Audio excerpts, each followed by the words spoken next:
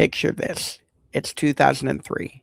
The internet is a graveyard of dead.coms. Friendster is fumbling. MySpace is a digital dumpster fire of glitter fonts and auto-playing music. And in a quiet office in Mountain View, a man named Reid Hoffman is about to build the most valuable database of professional humans ever assembled. And he's going to let people walk in the front door for free. Everyone said the freemium model was financial suicide, but it turns out that it was a surgical strike. Hello, I'm Todd Hagopian, the original Stagnation Assassin. Today, we're going to open the vault on LinkedIn's 2003 freemium launch to see if it was a strategic slaughter or a stagnation suicide. Spoiler alert, Reid Hoffman didn't just dodge the dot-com bullet. He caught that bullet in his teeth and he spit it right back out at the world. This one is a winner. Let's get the scene though. Pre-launch LinkedIn, 2003. The professional networking space was a wasteland of wasted potential. Monster.com was a classified ad with a URL. Career Builder was a billboard pretending to be a business. Nobody, and I mean nobody, was thinking about networking as a platform play. The Stagnation Score for the professional networking industry, 9 out of 10. Corporate cancer was everywhere. The entire industry was stuck in a want ad mentality, treating professionals like cattle to be sorted rather than a community to be cultivated. The soil was perfect for a stagnation assassin to come in and plant a flag. So let's talk about the tactical audit. How did this happen and how did he do? Here's where Hoffman earned his stripes. Let me break this down through the lens of two proprietary frameworks for the stagnation assassin. The 80-20 matrix of profitability. Hoffman understood something fundamental. 80% of his users would never pay a dime. And that was the entire strategy. The free users were the product. They were the network. They were the data. They were the reason that the top 20%, the recruiters, the sales professionals, and the power networkers would eventually open their wallets. Most founders would have panicked. We're giving it all away. We're bleeding cash.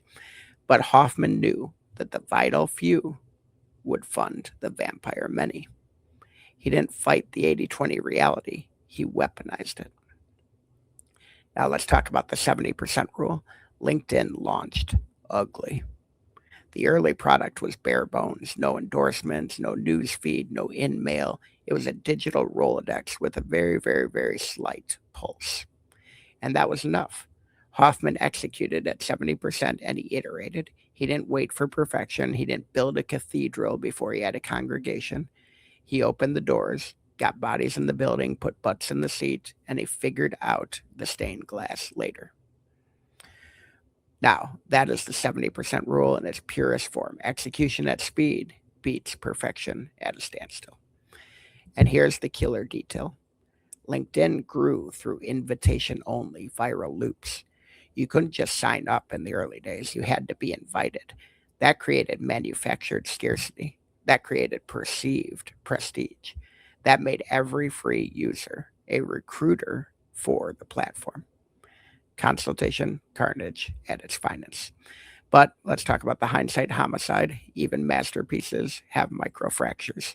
LinkedIn's fatal flaw, they were painfully slow to innovate the user experience. For years and years, the platform looked like it was designed by an accountant having a really, really bad day. The interface was clinical. It was cold. It was clunky. While Facebook was creating addictive engagement loops, LinkedIn felt like filing your taxes. This opened the door for competitors to nibble at the edges. It's why Microsoft eventually acquired them for $26.2 billion in 2016, because LinkedIn had built the data fortress, but lacked the product polish to fully monetize the engagement. The verdict, LinkedIn's freemium model was a masterclass in monetization methodology.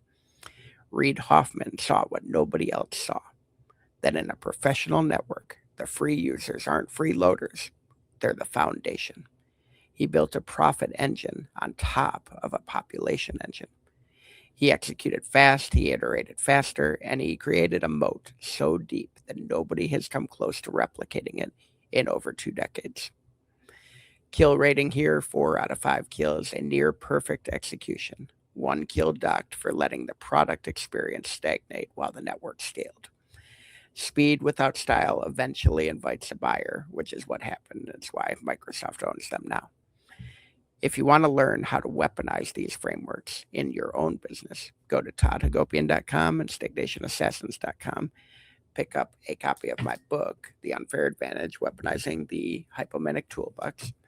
And remember, continue to declare war on stagnation. It is so, so important, and it's what we do here.